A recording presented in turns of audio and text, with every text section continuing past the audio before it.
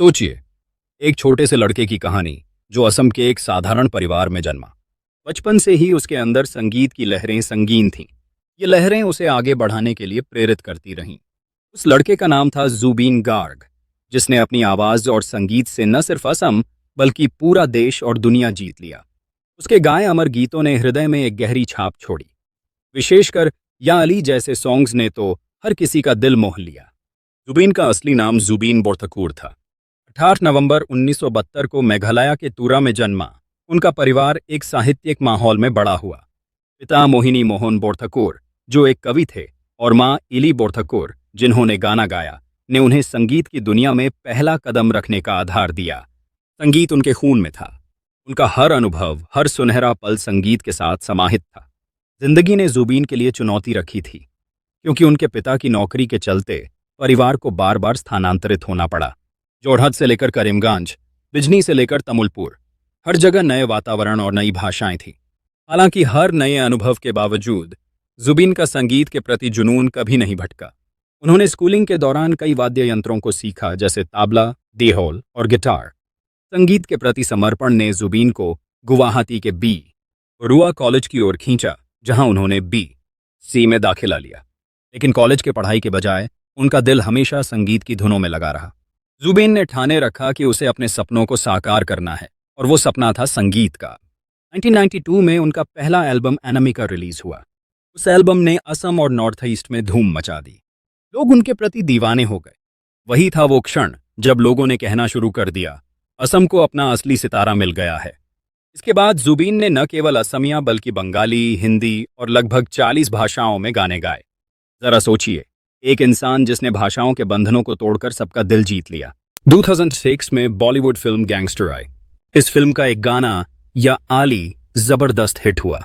ज़ुबीन गार्ग की आवाज ने इस गाने को इमॉर्टल बना दिया। पूरे इंडिया ने पहली बार नॉर्थ ईस्ट से आए एक गायक की ताकत महसूस की। आज भी जब ये गाना बजता है तो लोग कहते हैं, इस आवाज में जादू है।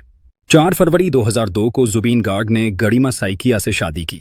गरिमा एक फैशन डिजाइनर हैं और वो असम के गोलाघाट की रहने वाली हैं। उनका रिश्ता बेहद मजबूत था। गरिमा अक्सर कहती थीं कि ज़ुबीन का पहला प्यार संगीत है और दूसरा प्यार वो खुद। ज़ुबीन सिर्फ गायक नहीं थे, वो एक्टर, डायरेक्टर, कंपोजर और सॉन्ग राइटर भी थे। उन्होंने असमीज फिल्म्स में एक्टिंग की, डायरेक्शन किया और अपने संगीत से नॉर्थ ईस्ट की संस्कृति को पूरी दुनिया तक पहुंचाया। उनके गानों में सिर्फ एंटरटेनमेंट नहीं था, बल्कि असम की मिट्टी की खुशबू थी। इसीलिए लोग उन्हें वॉइस ऑफ असम कहते थे। ज़ुबीन गार्ग ने 40+ भाषाओं और डायलेक्ट्स में गाने गाए।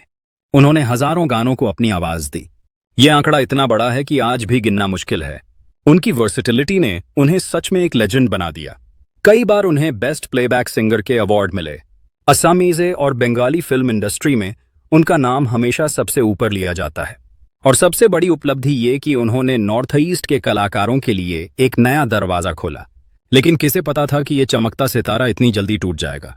9 सितंबर 2025 को ज़ुबीन गार्ग सिंगापुर में थे। स्कूबा डाइविंग के दौरान उनका एक्सीडेंट हो गया। उन्हें CPR दिया गया, अस्पताल पहुंचाया गया, लेकिन डॉक्टर्स उन्हें बचा नहीं पाए। 2:23 बजे IST उनकी मृत्यु की घोषणा की गई। उनकी मौत ने पूरे असम को ही नहीं, पूरे देश को रुला दिया। सोशल मीडिया पर लाखों लोगों ने उन्हें श्रद्धांजलि दी। आज भले ही ज़ुबीन गार्ग हमारे बीच नहीं है, लेकिन उनकी आवाज हमेशा जिंदा रहेगी। चाहे वो या अली हो, चाहे उनके असमीज सॉन्ग्स, हर सुर में उनकी आत्मा बसती है। उन्होंने साबित कर दिया कि संगीत की कोई सीमा नहीं होती। दोस्तों, ज़ुबीन गार्ग सिर्फ एक गायक नहीं थे, वो एक एहसास थे। उनकी आवाज, उनकी धुनें और उनकी यादें हमेशा हमारे दिलों में रहेंगी। और शायद यही एक कलाकार की सबसे बड़ी जीत होती है कि वो चला जाए, लेकिन उसकी कला अमर हो जाए। अगर आपको ज़ुबीन गार्ग की ये इंस्पायरिंग लाइफ स्टोरी अच्छी लगी हो, तो इस वीडियो को लाइक कीजिए, दोस्तों के साथ शेयर कीजिए और चैनल को सब्सक्राइब